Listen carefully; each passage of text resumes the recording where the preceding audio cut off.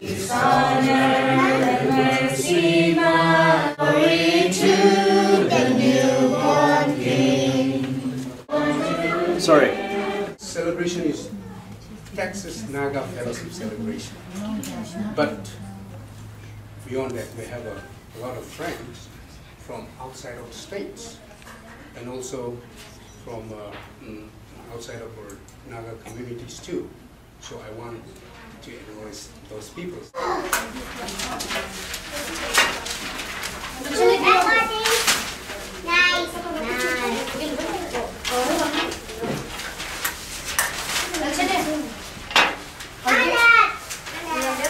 I'll give you crayons. I am not hiding. See, look at that. I'm always in front. You brought of her, right? Oh yes, Okay, we're proud of. Thank you. You know, our studies and what we live in for our home places. So it would be the last time we'll be seeing some of you guys. And in a way that saddens me a little bit. But again, you know, this is life. And we want to thank you for the freedom we enjoy. Joy to the earth, the Savior reigns. Let men their songs employ. No more the sins and sorrows grows. No chores infest the ground. He comes to make His blessings flow. Far as the curse is found, far as the curse is found, far as the curse is found. Precious miracle of life, child of love, gift of hope, gift of life, from the Father above. And you were made for all mankind, but you will always be mine, child of love.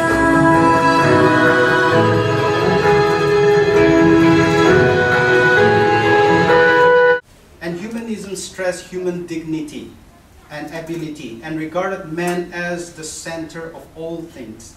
In other words, Renaissance had taken man's dependence upon God from managing his affairs.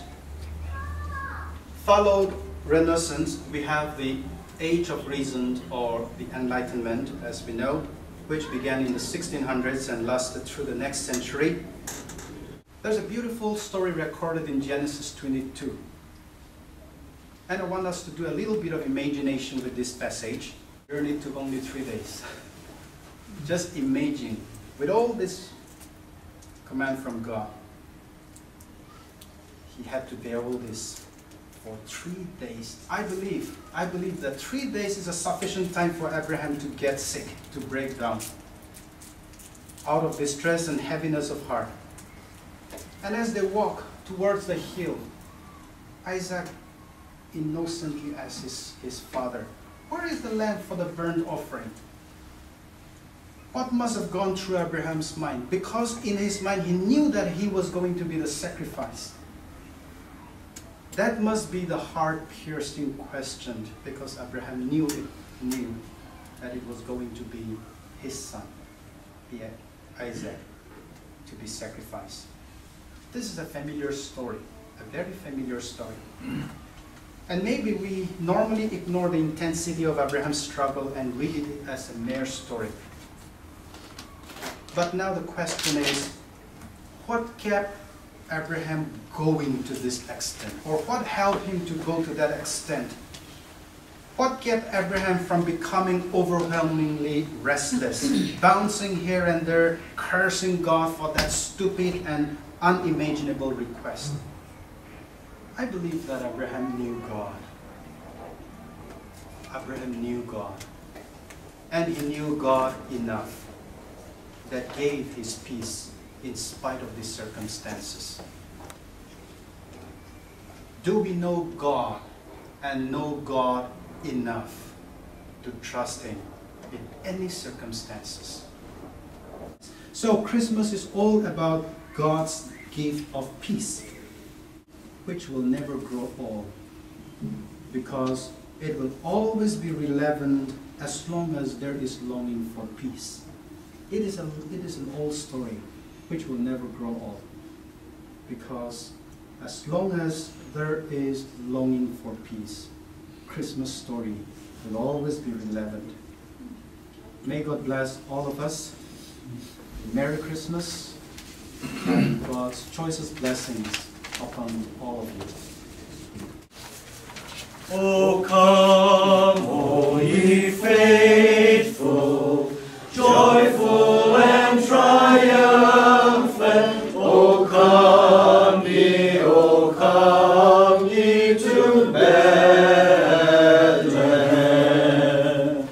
Come and behold ye, born the King of angels. O come, let us adore him. O come, let us adore him. O come, let us adore him, Christ the Lord. Ye, Lord, we greet thee, born this happy morning. Jesus, to thee be your glory give.